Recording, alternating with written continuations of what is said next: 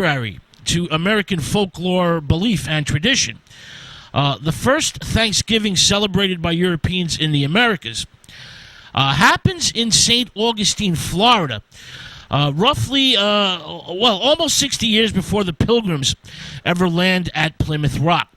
Now, Plymouth is not really the site of the first Thanksgiving European celebration, and it's the Spanish Catholics, not the English Protestants, who bring the tradition of a Thanksgiving Mass and celebratory meal across the Atlantic. This is in 1565. As I mentioned, this is, roughly 55 years before the landing of the Pilgrims at Plymouth Rock. The Spanish explorer / conquistador, Pedro Menendez de Avilas, comes ashore on the peninsula of Florida. Now, Florida is known to the Spanish as the land of flowers. This happens on September 8th, 1565. Now, there's 500 soldiers involved, 200 sailors, and 100 civilian families that are loaded with artisans and craftsmen. Now, the Spanish expedition is peacefully greeted by the Timucua tribe, and all join in a celebration feast. This is the first gathering of Native Americans with European settlers, the first sharing of a Thanksgiving meal. The tales of the Pilgrims that are learned in grade school and presented in textbooks are inaccurate. They're wrong. And, they're kind of a fairy tale. Now, Pedro Menendez is from the Asturias region of Spain. He's from a noble family. He's one of 20 children. Mamma mia. Now, he becomes Captain General of King Philip II's treasure fleet in the Indies, the West Indies. And he sets up the regular plan for transatlantic convoys. This is, of course, the main link between Spain and her overseas territories. Great Spanish galleons would carry the trade from Cadiz in Spain to Veracruz, and then back from Veracruz in Mexico, then known as New Spain, back to Spain. Now, King Philip II then names Menendez the governor of Florida, the land of flowers, and commissions the Captain General to establish a permanent settlement and gain control of the territory for Spain. King Philip wants Menendez to establish a base from which to attack the French. The French are also interested in the region. The French have already established a fort by St. John's River, and the Spanish claimed the land because it was discovered by Ponce de Leon looking for the Fountain of Youth. Menendez lands on at a harbor in northern Florida in September 1565. He names this place St. Augustine, and this is the oldest city in the United States. Now, the landing site is called El Nombre de Dios, the name of God. The spiritual leader of the Spanish expedition, Padre Francisco Lopez de Mendoza Grajales, kept a journal that described the voyage and the landing. Now, the Spanish come ashore in a grand manner, of course, with banners spread, trumpets blaring. They're singing hymns, and there's artillery gun salutes. The cannons are firing. The Captain General Menendez marches up to the large wooden cross held by Father Lopez, kneels down and kisses it, and of course all the troops and sailors follow Menendez's example. Now, the Native Americans are watching the proceedings and make their presence known.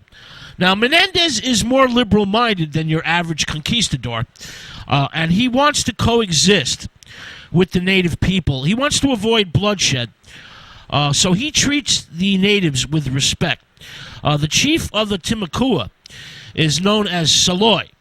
Now, the Spanish begin to mingle with the Timucuan people, and they build a settlement nearby the Timucuan village. Now, the Timucua are a semi-agricultural people, and they're an advanced culture. They grow corn, beans, squash, tobacco, fruits, berries, nuts, and they're very, very good fishermen. Remember, this is, of course, by the coast.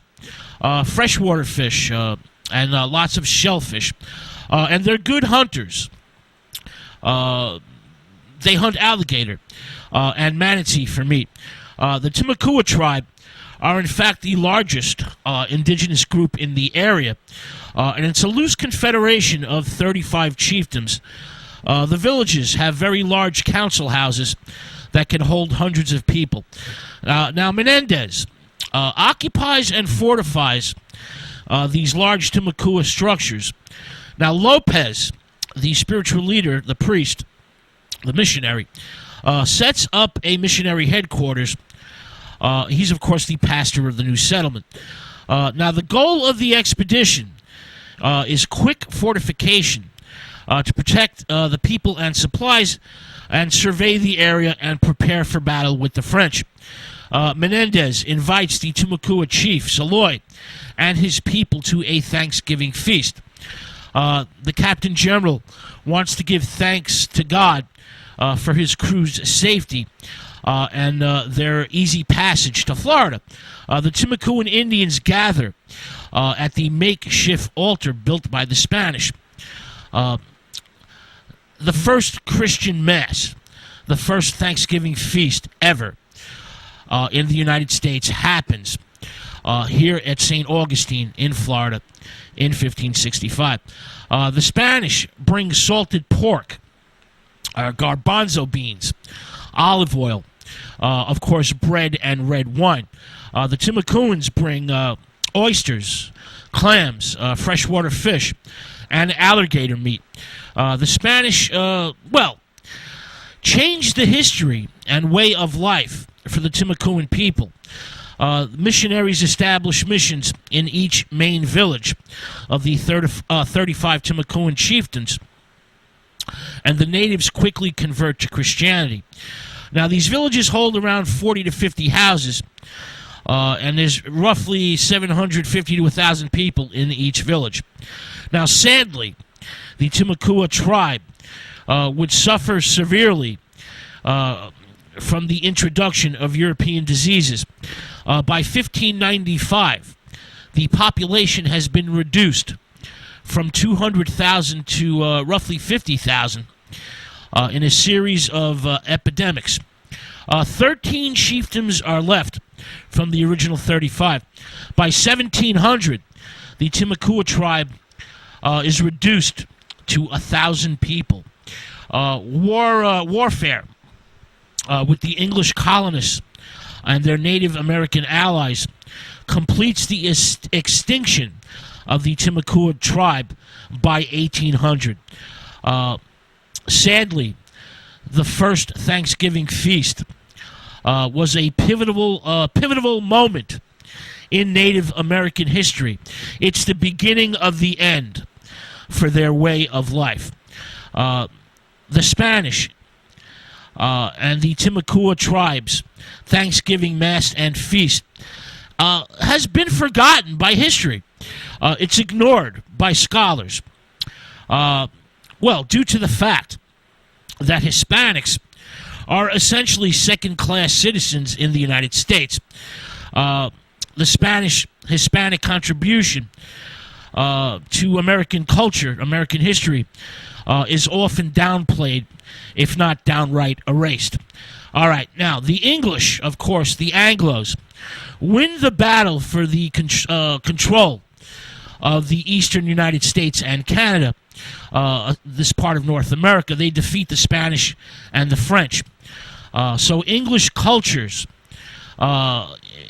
English law, English customs, English traditions, English ritual becomes the main influence in the eastern United States region. Now, several other Thanksgiving celebrations predate the Pilgrims. 1578 in Newfoundland, in Canada. The voyages of